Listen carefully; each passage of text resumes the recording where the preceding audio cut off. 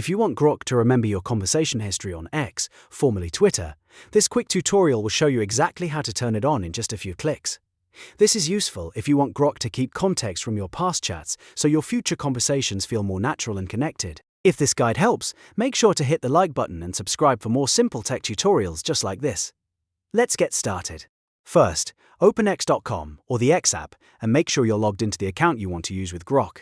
On the left navigation bar, click More. This opens the extra menu options for your account. From there, click Settings and Privacy. Inside the Settings menu, look for Privacy and Safety and click it. This is where X keeps many of the account privacy controls, including the options related to Grok. Next, find and click Grok and third-party collaborators. This section controls how Grok interacts with your account and your data.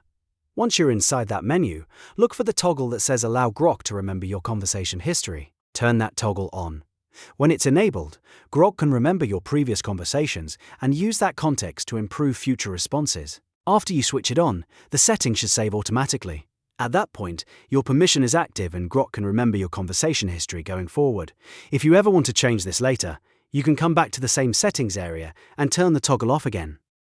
So, just to recap, click More, go to Settings and Privacy, open Privacy and Safety, select Grok and third-party collaborators, and toggle on Allow Grok to remember your conversation history. That's all there is to it.